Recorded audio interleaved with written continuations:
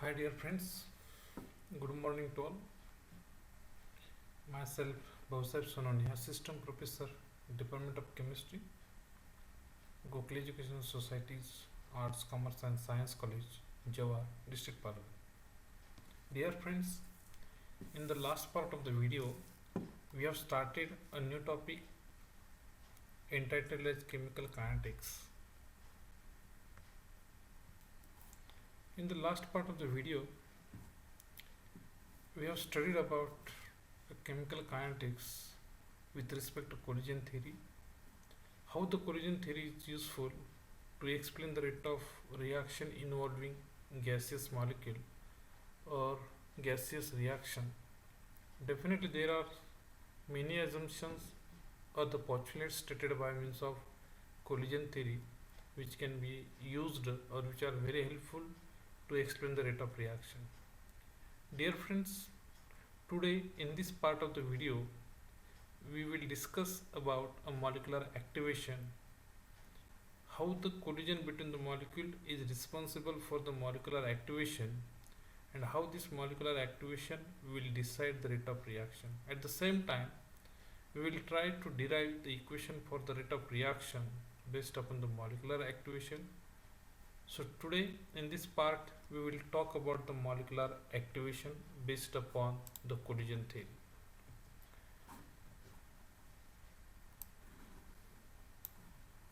Here already we discussed about the collision theory, and according to the collision theory, collision between the molecule take place and this collision is responsible for the rate of reaction. So according to the molecular activation based upon the collision theory, molecules which acquire the energy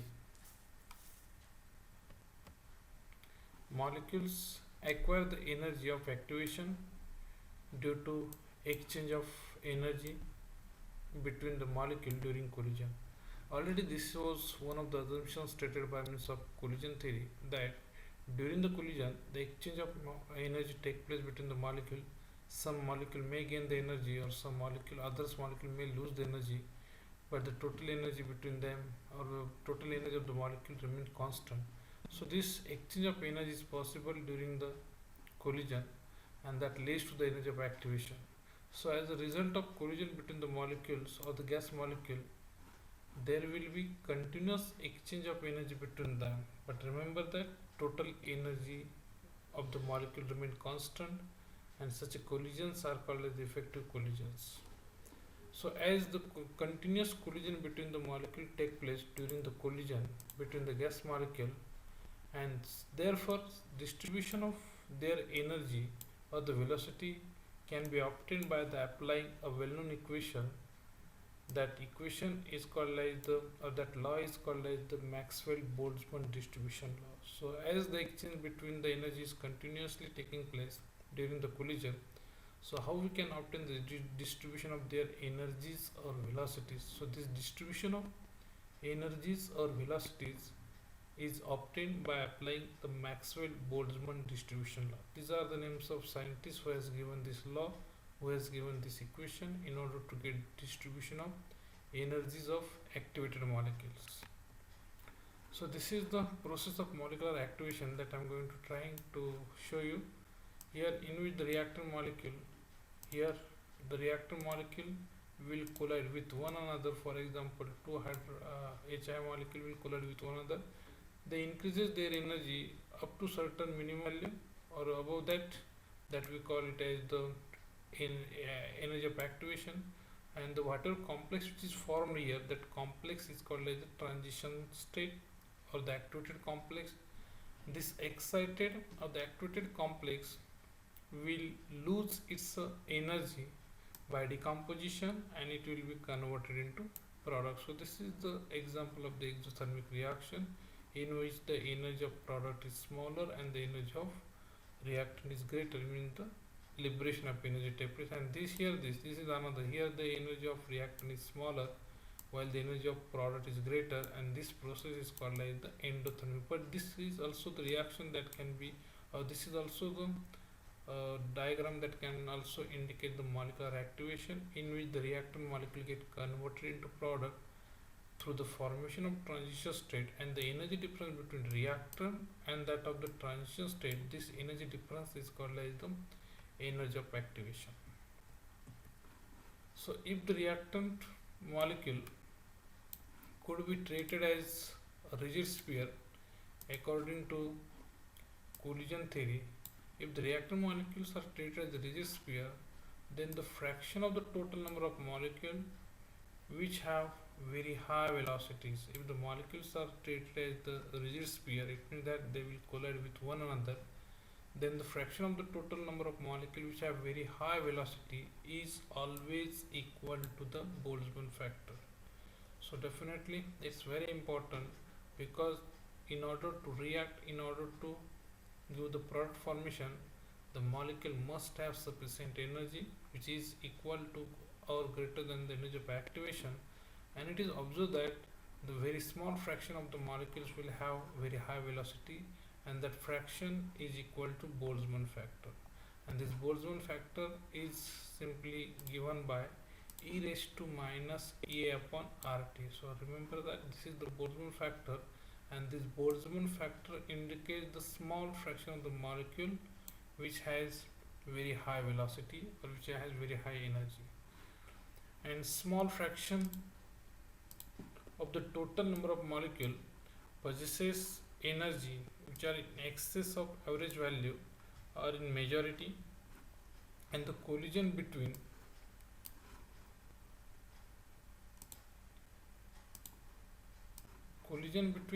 molecules which possesses excess energy will lead to the chemical reaction. So this fraction is very important. This fraction of the molecule is very important, because collision between this fraction of the molecule will lead to the chemical reaction, because these molecules will have sufficient energy or greater than the sufficient value.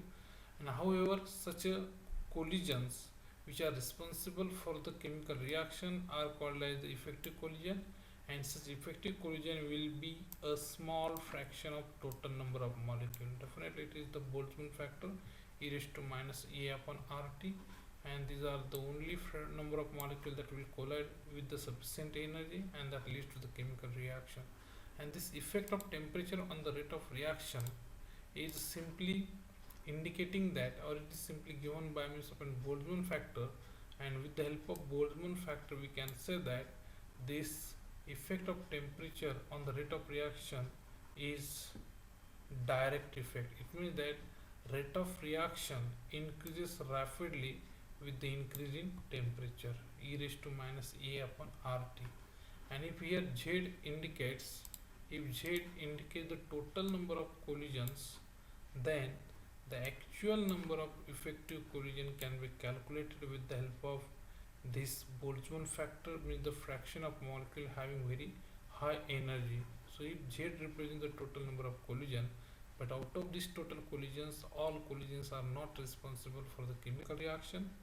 Definitely, if this z is the total number of collision, and if we know the fraction of molecules having very high velocity, high energy, then the collision leading to chemical reaction, means the number of actual effective collision can be calculated, and that is simply effective collision is the multiplication of number of collision into the fraction of molecules which has very high velocity, which has very high energy. So this is the 10, and fraction indicates it is compared to 1.5. So definitely answer will be 10 into fraction, that is nothing but the 1 by 2. So only, that is the number of effective collision will be only 5. So this number of collision multiplied by means of simply Boltzmann factor that indicates the effective collision, and this effective collision Boltzmann factor that indicates the molecules having with very high velocity, and this effective collision directly decides the rate of reaction, and this rate of reaction indicated by k, rate constant. Therefore this k is equal to z into e raised to minus ea upon rt. So this k indicates the rate of reaction involving gas molecule. So there must be at least two molecules for the collision between them, otherwise collision is not possible. It means that it is need to have at least two molecules for the collision to take place between the reactant molecule. So without two molecules the collision is not possible, and for hence for unimolecular reaction it's very difficult to explain the collision between the molecule, to explain the rate of reaction, because unimolecular reaction indicates uni means the single, it involves the only one molecule or only one molecule take part in the reaction. That's why it's very difficult to explain the rate of such a type of the unimolecular reaction, and this difficulty overcome by means of an Lindemann. And in order to explain rate of unimolecular reaction, he has suggested or he has explained that the unimolecular reaction or the rate of unimolecular reaction can be explained on the basis of collision between the two molecules, means on the basis of biomolecular reaction, by postulating that there is some time lag or the time gap between the activation of molecule and the reaction. It means that between activation means the reactant get converted into transition state of the activated molecule, and decomposition means the product formation. So whenever these two processes, activation and the decomposition means the reaction, take place, there is a time gap between these two, time lag between these two processes, activation and reaction. And in this time lag, the molecule which have acquired excess energy either react or they may lose their excess energy and get deactivated. It means that in this time lag the activated molecule will lose their energy, or they may lose their energy, or they may react. It means that in this time lag the activated molecule may undergo decomposition or deactivation. If they undergo decomposition, it will give you the product, and if they undergo deactivation, they will be reconverted into reactant. And hence reaction rate or rate of reaction will not be proportional to the number of molecules activated. It's very important. So how many molecules are activated, that is not important. So rate of reaction does not directly proportional to the activated molecule, but it is directly proportional to only those number of molecules which can retain their energy of activation. So how many molecules are able to retain their energy of activation, that number of molecule will decide the rate of reaction. So remember that rate of reaction is not proportional to the number of activated molecule, but it is proportional to the number of molecule which can retain their energy of activation. And in case of a biomolecular reaction, so as we will require the two molecules for the collision between them, so they should not only collide, but collision must be associated with the sufficient energy. It means that they should retain their energy of activation. So in biomolecular reaction, the collision between the two molecules is not sufficient, but this collision must be associated with the sufficient energy, and that sufficient energy we call it as the energy of activation. Then and then that molecules which will retain their energy of activation are called as the activated molecule, and the process will be called as molecular activation. And the number of effective collision, the number of effective collision is only the small fraction of total number of molecule, or number of effective collision is the only fraction of total number of collisions. And here, in order to explain the rate of reaction based upon such a fraction of effective collision, if this K is given, K indicates the specific reaction rate equal to number of effective collisions per centimeter cube per second, and this Z indicates the total number of collision or the colliding molecule per second per centimeter cube system containing 1 mole of the reactant per dm cube, and F indicates the fraction of these molecules which are activated. Then this specific rate of reaction is simply given by means of an K is equal to Z into F, because F indicates the fraction of the molecules which are activated, and Z indicates the total number of molecules which are going to collide, and these are the activated molecule. If it's the total number of activated molecule, and K is the rate constant, specific rate constant. So here, just like the total number of collision into fraction of molecules activated, fraction of molecule, or it is the fraction of molecule which shows the activation. So specific rate of reaction is given by simply Z into F. So according to the law of distribution of energy, now suppose we will consider two types of the molecule. Here one N is the total number of molecules per centimeter cube at temperature, at a given temperature T, and N prime, this is the number of molecule which possesses the energy of activation. Total number of molecule is N, and N prime is the number of only those molecules which possesses the energy of activation.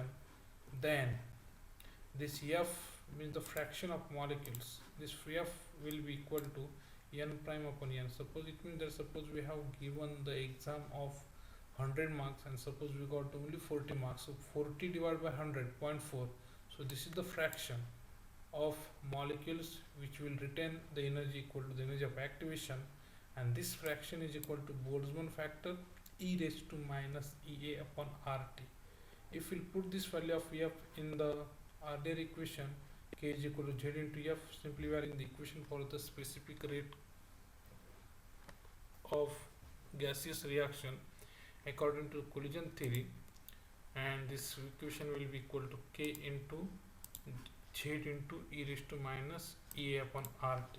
So this equation is the fundamental equation for collision theory for biomolecular reaction. So this is the equation that we obtain for the rate of biomolecular reaction according to collision theory, and this theory can be successfully applicable for many biomolecular reaction in gaseous state as well as in solid, in liquid state, in the solution. So this equation can be applicable to gaseous reaction as well as reaction in the solution form or the liquid form.